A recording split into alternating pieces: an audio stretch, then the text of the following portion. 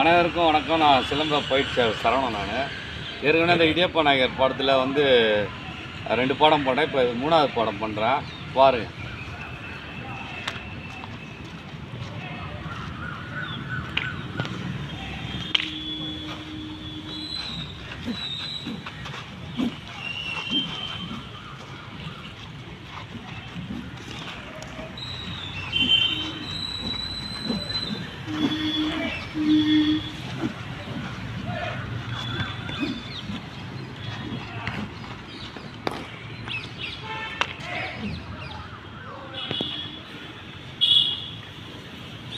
இந்த பாடம் தான் இது.